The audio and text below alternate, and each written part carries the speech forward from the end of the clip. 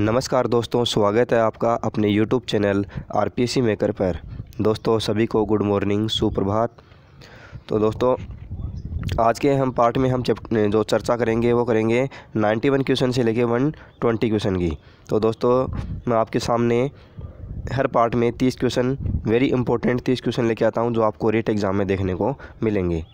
तो दोस्तों कल एक कमेंट के माध्यम से एक क्वेश्चन पूछा गया था कि जो बाल विकास का जो टॉपिक है अभिवृद्धि एवं विकास, तो दोस्तों वो पूछा गया कि वो इंटरनल होता है या एक्सटर्नल होता है, यानी वो आंतरिक होता है या बाह्य होता है। तो दोस्तों ये जो डाउट है, तो दोस्तों इसको मैं एक एग्जांपल के माध्यम से आपको दूर करने का प्रयास करता हूँ कि दोस्तों देखो, जैसे कोई बालक है, ठीक है, इसको जो क्वेश्चन है वो क्वेश्चन पूछने का तरीका होगा, वो किस प्रकार से क्वेश्चन पूछेगा। देखो आपको जो क्वेश्चन है, क्वेश्चन के एग्जाम्पल के अनुसार मैं आपको समझाने का प्रयास करता हूँ। देखो कोई बालक है, अगर वहाँ से क्वेश्चन आपसे इस तरह से पूछा जाएगा कि कोई बालक है, उसकी लंबाई में केवल लंबाई में वृद्धि हो रही है, ठीक है, यानी केवल लंबाई में वृद्धि हो रही है, यानी लंबाई उसकी बढ़ रही है। तो दोस्तों इसके अंदर निम्न में से क्या है, ठीक है, इनमें से निम्न में से उसका क्या हो रहा है। तो देखो ऑप्शन देगा आपको अभिवृद्धि, दूसरा ऑप्शन देगा उसमें विकास, तीसरा ऑप्शन अभिवृद्धि एवं विकास दोनों, या फिर उपरोक्त में से कोई नहीं। तो दोस्तों इसके अंदर देखो, तो इसमें अभिवृद्धि होगा या विकास होगा, तो केवल लंबाई बढ़ना, तो केवल लंबाई बढ़ना वो होता है अभिवृद्धि। यानी एग्जाम्पल के तौर पे हम समझें, जैसे कई बच्चे होते हैं कि उनकी केवल लंबाई बढ़ती है, जो उनका मानसिक विकास है, मानसिक विकास बिल्कुल नहीं होता। एग्जाम्पल के तौर पे जैसे मंदबुद्धि वाले बालक होते हैं, ठीक है, मंदबुद्धि वाले बालक हैं, जैसे वो पागल कहलाते हैं जिस तरह से। तो मंदबुद्धि बालक है, केवल उनकी जो शरीर का आकार है, ठीक है, अभिवृद्धि से आशय होता है कि जो उसकी मांसपेशियां हैं उनमें वृद्धि होना, ठीक है, मांसपेशियां हैं उनमें वृद्धि होती है, मतलब जो हमें बाह्य रूप से देखी जाती है, यानी उसका स्वरूप होता है वो होता है बाह्य, यानी हमें जो बाह्य रूप से हमें दिखाई देता है, तो वो क्या होता है, अभिवृद्धि होता है। अब देखो जो मेंटल होते हैं, तो मेंटल होते हैं उनमें क्या होता है, उसकी लंबाई भी बढ़ती है, वज़न भी बढ़ता है, यानी जो हमें बाह्य रूप से दिखाई देता है वो तो बढ़ रहा है, लेकिन उसके जो मानसिक विकास है, उसकी बुद्धि है, उसका विकास नहीं हो रहा, ठीक है। तो क्वेश्चन आपसे पूछा जाएगा कि केवल लंबाई बढ़ना क्या है, तो क्या है, अभिवृद्धि होगा। तो इसका आंसर क्या होगा, अभिवृद्धि होगा। अब देखो लेकिन जो विकास है, विकास में लेकिन देखो अभिवृद्धि है, अभिवृद्धि होता है, ये तो होता है केवल मात्रात्मक, क्या होता है, मात्रात्मक। लेकिन विकास क्या होता है, विकास होता है मात्रात्मक और गुणात्मक दोनों होते हैं, मात्रात्मक भी होते हैं और गुणात्मक भी होता है। यानी विकास के अंदर अभिवृद्धि को शामिल कर सकते हैं, यानी विकास के अंदर अभिवृद्धि शामिल है, लेकिन विकास के अंदर अभिवृद्धि शामिल है, लेकिन अभिवृद्धि के अंदर विकास की प्रक्रिया शामिल नहीं होगी, ठीक है। यानी उसका जो मानसिक विकास होगा उसको हम अभिवृद्धि में शामिल नहीं कर सकते। जैसे आपसे एक दूसरा क्वेश्चन पूछा जाएगा कि एक छोटा बालक है, जब वो 2 साल का था तो उसे जोड़ बाकी गुणा भाग करना नहीं आता था, लेकिन जैसे ही वह 2 साल के बाद में 4-5 साल का हुआ, ठीक है, 4-5 साल का हुआ तो उसको जोड़ बाकी गुणा भाग करना आ गया, और उसकी लंबाई है और वज़न है, उसमें भी वृद्धि हुई है। तो अब इस अवस्था में क्या है, ऑप्शन देगा फिर से आपको क्या, अभिवृद्धि विकास दोनों, या फिर कोई नहीं। तो इसका आंसर होगा दोस्तों क्या, अभिवृद्धि और विकास दोनों, क्योंकि इसमें क्या है, उसकी लंबाई भी बढ़ रही है, उसका वज़न भी बढ़ रहा है, और उसका जो मानसिक मतलब जो उसका जो मानसिक विकास है वो भी क्या हो रहा है, बढ़ रहा है। मानसिक विकास भी हो रहा है क्योंकि उसने पहले उसको जोड़ बाकी गुणा भाग करना मतलब बोलना उसको नहीं आता था, अब उसको जोड़ बाकी गुणा भाग वो उसने सीख लिया, और उसकी लंबाई है वो भी वृद्धि हो गई, ठीक है। मतलब क्वेश्चन में आपको ये दे देगा कि जो 2 साल का बच्चा है उसको जोड़ बाकी गुणा भाग करना नहीं आता, ठीक है, और जब 2 साल के बाद में उसकी लंबाई में वृद्धि हो गई, ठीक है, उसकी लंबाई में वृद्धि हो गई कितनी भी, मान लो 2 इंच, 5 इंच, 6 इंच, ठीक है, तो लंबाई में वृद्धि हो गई और साथ ही उसने जोड़ बाकी गुणा भाग करना सीख लिया, तो इसके अंदर दोस्तों आएगा अभिवृद्धि और विकास। तो इस तरह से दोस्तों ये तो होता है, जो अभिवृद्धि होता है ये केवल शारीरिक परिवर्तन से संबंधित होता है, जो विकास होता है ये होता है सार्वभौमिक परिवर्तन से संबंधित। इसमें जो अभिवृद्धि की प्रक्रिया है वो भी शामिल हो जाती है, और विकास की तो होती ही होती है, किसमें, विकास में। इस तरह से क्या है, सार्वभौमिक हो गया। अब वो अगला क्वेश्चन पे डिपेंड करता है, वो क्वेश्चन आपसे किस प्रकार पूछेगा। तो दोस्तों उम्मीद करता हूँ आप मेरी बात को अच्छे से समझ गए होंगे, आपका डाउट कंप्लीट हो गया होगा, दूर हो गया होगा। तो दोस्तों आगे का हम वीडियो स्टार्ट करते हैं। Question number 91।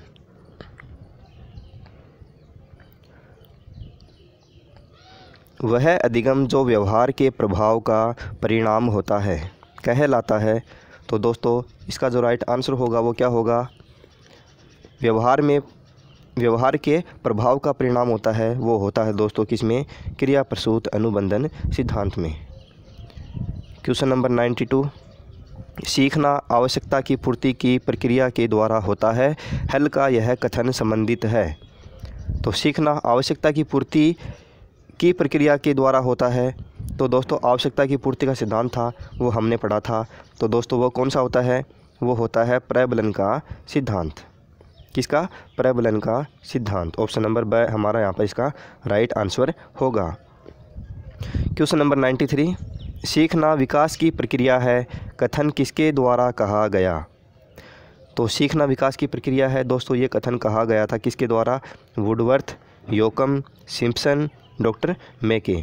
तो इसका जो राइट आंसर होगा वो होगा दोस्तों ऑप्शन नंबर ए, वुडवर्थ। चलते हैं क्वेश्चन नंबर 94। निम्नलिखित में से कौन एसआर अधिगम सिद्धांत से संबद्ध नहीं है। तो एसआर सिद्धांत से संबंध कौन नहीं है, देखो थार्नडाइक है, ये तो है, स्किनर भी है, पावलोव भी है, लेकिन जो ब्रूनर है ये इसके अंदर नहीं आएगा। Question number 95। कौन सा अभिप्रेरणा का घटक नहीं है। तो अभिप्रेरणा का घटक है वो कौन सा नहीं है दोस्तों, आवश्यकताएं, रिटर्न स्मृति, अंतर्नोद, प्रोत्साहन। तो दोस्तों इसका जो राइट आंसर होगा वो होगा रिटर्न स्मृति। कौन सा होगा, रिटर्न स्मृति। इसके अंदर ये नहीं आएगा अभिप्रेरणा के अंदर। चलते हैं क्वेश्चन नंबर 96। कौन सा व्यक्तिगत भिन्नताओं का कारण नहीं है। तो व्यक्तिगत भिन्नताओं का कारण कौन सा नहीं है, देखो वंशानुक्रम होता है, वातावरण होता है, परिपक्वता, इसके द्वारा भी व्यक्तिगत भिन्नताएं आती है। निर्देशन, तो ये दोस्तों ये अलग टर्म है, गाइडेंस है, ये क्या है, ये अलग है। इसके द्वारा जो व्यक्तिगत भिन्नता है उसमें इसका कारक नहीं है, कारण नहीं है। Question number 97। अल्बर्ट बांडुरा द्वारा दिए गए अधिगम सिद्धांत को से भी जाना जाता है। तो जो बांडुरा का सिद्धांत है उसका जो दूसरा नाम है वो क्या है दोस्तों, इसका सीधा आंसर बता रहा हूँ आपको मैं, इसका होगा राइट आंसर अवलोकनात्मक सिद्धांत, observational learning theory. Option number by इसका राइट आंसर होगा। Question number 98। अंतर्दृष्टि या सूझ द्वारा सीखना सिद्धांत किसने दिया। तो दोस्तों वेरी सिंपल है, किसने दिया था, कोहलर ने। किसने, कोहलर ने दिया। वर्दीमर, कोफका और कोहलर ये तीनों वैज्ञानिक साथ में आते हैं। फिर है क्वेश्चन नंबर 99। जब पूर्व का अधिगम नई स्थितियों में सीखने पर किसी भी प्रकार से कोई प्रभाव नहीं डालता है तो यह कहलाता है। तो दोस्तों क्या कहलाता है, एकदम बिल्कुल इजी है, कोई भी न तो कोई उसको फ़ायदा करेगा न कोई उसको नुकसान करेगा, कोई भी प्रभाव नहीं डालेगा, तो उसको कहते हैं दोस्तों क्या, अधिगम का शून्य स्थानांतरण। अधिगम का शून्य स्थानांतरण। अगर उसको सहयोग करेगा तो वो हो जाएगा सकारात्मक, ठीक है, पॉजिटिव। अगर उसको सकारात्मक करेगा तो ये तो हो जाएगा पॉजिटिव, ठीक है। अगर उसमें कोई भी मतलब प्रभाव डालता है, यानी उसको सीखने में किसी प्रकार से कोई प्रभाव नहीं डालता है, ये तो होता है शून्य। अगर प्रभाव डालेगा यानी उसमें मदद करता है तो वो होता है पॉजिटिव, अगर उसको वो घटाता है तो वो हो जाएगा नेगेटिव। फिर है क्वेश्चन नंबर 100, डिसलेक्सिया संबंधित है। तो डिसलेक्सिया है दोस्तों ये जो मनोविकार है, ये मैंने पढ़ाए थे आपको। ठीक है दोस्तों, जो लास्ट का पार्ट बना था हमारा ये था डिसलेक्सिया बीमारियों से संबंधित। तो दोस्तों इसका जो राइट आंसर होगा वो होगा पठन विकार से संबंधित डिसलेक्सिया। क्वेश्चन नंबर 101, बाल अपराध का कारण नहीं है। तो दोस्तों बाल अपराध का कारण कौन सा नहीं है? तो दोस्तों शारीरिक दोष, उचित घरेलू वातावरण, असफलता और गरीबी।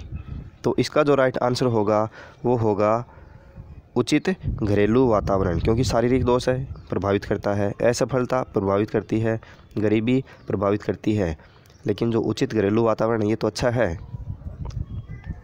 फिर है क्वेश्चन नंबर 102, उपलब्धि अभिप्रेरणा का सिद्धांत किसके द्वारा दिया गया?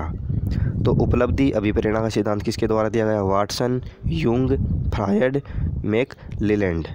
तो दोस्तों इसका जो राइट आंसर होगा उपलब्धि अभिप्रेरणा का, इसका राइट आंसर होगा ऑप्शन नंबर द मैकलेलैंड।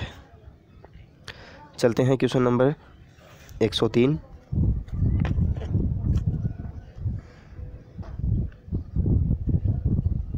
स्किनर द्वारा प्रतिपादित अधिगम सिद्धांत है। तो स्किनर द्वारा जो अधिगम सिद्धांत है प्रतिपादित कौन सा? वो शास्त्रीय अनुबंधन, प्रयत्न एवं भूल अधिगम सिद्धांत, अंतर्दृष्टि अधिगम सिद्धांत, क्रिया प्रसूत अनुबंधन सिद्धांत। तो दोस्तों स्किनर का था वो कौन सा था? क्रिया प्रसूत अनुबंधन सिद्धांत, जो किया गया था चूहे पर प्रयोग। अच्छा अधिगम निर्भर करता है, किस पर निर्भर करता है दोस्तों? क्या शिक्षक पर करता है? करता है। छात्रों की सक्रिय रुचि पर करता है। उपयुक्त शिक्षण विधियों एवं सहायक सामग्री के उपयोग पर। तो दोस्तों इसका जो राइट आंसर होगा वो होगा उपरोक्त सभी, ऑप्शन नंबर द। चलते हैं क्वेश्चन नंबर 105, मनोवैज्ञानिक जिसने गणित की एक शाखा टोपोलॉजी के सिद्धांतों का प्रयोग करते हुए अधिगम सिद्धांत विकसित करने का प्रयास किया वह है। तो कौन है वो? Kurt Lewin, Sigmund Freud, William James Skinner. तो दोस्तों सोच के बताइए किसने किया? इसका जो राइट आंसर होगा वो होगा कुर्ट लेविन, जिसने क्षेत्र सिद्धांत दिया था, field theory. Question number 106, modelling की संकल्पना दी गई है किसके द्वारा? एल्बर्ट बांडुरा द्वारा, जेबी वाटसन द्वारा, फ्रायड के द्वारा, वाइगोत्स्की द्वारा। तो दोस्तों इसका जो राइट आंसर है वो होगा एल्बर्ट बांडुरा के द्वारा, ऑप्शन नंबर ए। चलते हैं क्वेश्चन नंबर नेक्स्ट 107, एक बच्चे को लाल गुलाब का कांटा चुभ गया जिससे उसे काफ़ी चोट पहुंची। दोस्तों समझने का प्रयास करना, इस तरह के क्वेश्चन पूछे जाते हैं दोस्तों सी-टेट के अंदर। ठीक है, तो ये ज़रूरी नहीं कि सी-टेट के अंदर जो पूछे जाते हैं वो रेट के अंदर नहीं पूछे जा सकते, रेट के अंदर भी क्वेश्चन पूछे जा सकते हैं। इंपॉर्टेंट क्वेश्चन है दोस्तों, वेरी इंपॉर्टेंट। आगे चलकर वह लाल पोशाक या लाल किसी भी चीज़ को देखकर डरने लगा या लगी, यह उदाहरण है।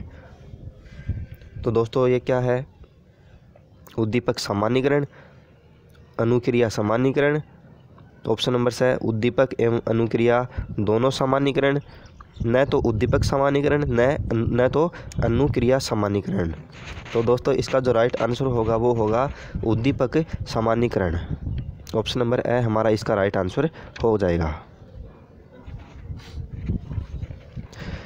क्वेश्चन नंबर 108, पावलोव के प्रयोग में कुत्ता न तो केवल मांस के प्रदाता के मांस सीधे मुंह में रखने से लार टपकाता है, किंतु इससे पहले भी, अर्थात जब सीढ़ियों से नीचे आने वाले प्रशिक्षक के कदमों की आवाज़ सुनता है, इस संवृत्ति को कहा जाता है।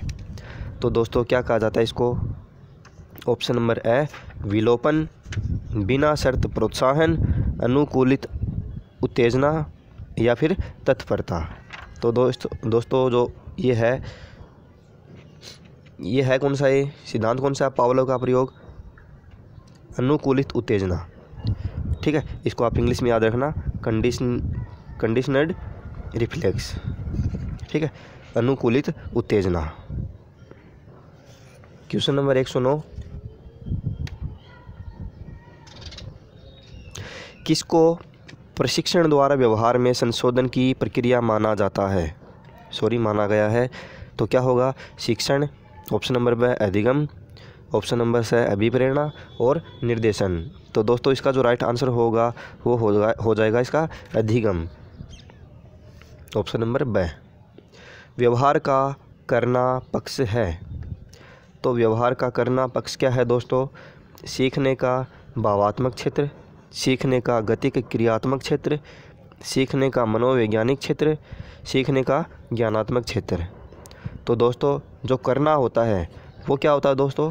करना, किसी कार्य को करना क्रियात्मक होता है या गतिक होता है? ऑप्शन नंबर ब इसका राइट आंसर होगा। क्वेश्चन नंबर 111, शिक्षण अधिगम प्रक्रिया में व्यक्तिगत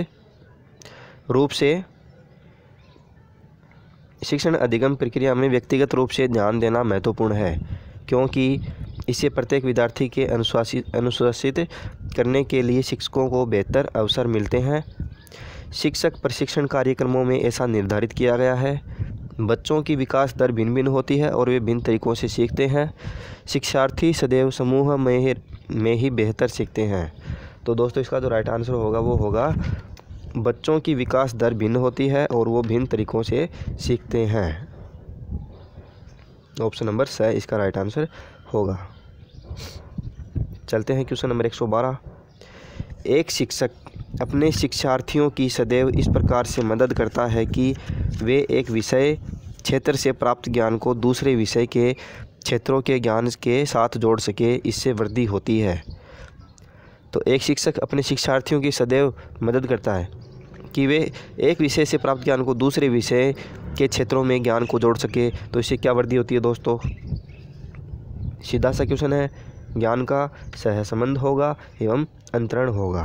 ऑप्शन नंबर द इसका राइट आंसर होगा। क्वेश्चन नंबर 113, किस परिस्थिति में अधिगमकर्ता के मानसिक स्वास्थ्य के विकास में निर्देशन सहायता नहीं करता है? तो दोस्तों ये ऑप्शन है, ये आप वीडियो को पॉज करके देख लेना। इसका मैं सीधा आंसर बता रहा हूँ। इसका जो राइट आंसर होगा वो होगा जब अधिगमकर्ता परामर्श के साथ सहयोग नहीं करता है। ऑप्शन नंबर द इसका राइट आंसर होगा। चलते हैं क्वेश्चन नंबर 114 पर, जिन प्रतिक्रियाओं को सीखने के उपरांत संतुष्टि प्राप्त होती है उन्हें सीख लिया जाता है। यह है, तो दोस्तों यह क्या होता है?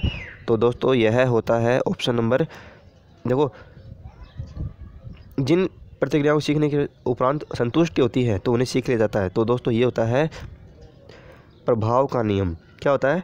प्रभाव का नियम, यानी जो चीज़ें हमें अच्छी लगती है वो प्रभावी रह जाती है। जो चीज़ें हमें अच्छी लगती है वो प्रभावी रह जाती है, उनको हम अच्छे से सीखते हैं आगे भी।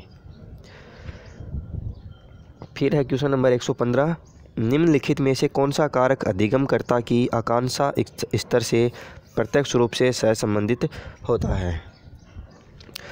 तो दोस्तों इसका जो राइट आंसर होगा वो होगा ऑप्शन नंबर स आंतरिक अभिप्रेरणा, आंतरिक अभिप्रेरणा। चलते हैं क्वेश्चन नंबर 116, निम्नलिखित में से कौन सा सिद्धांत अधिगम स्थानांतरण में सहायक नहीं होता है? तो कौन सा सहायक नहीं होता है दोस्तों? तथ्यों की विशुद्धता, तथ्यों की विशुद्धता इसका राइट आंसर होगा। चलते हैं क्वेश्चन नंबर नेक्स्ट 117,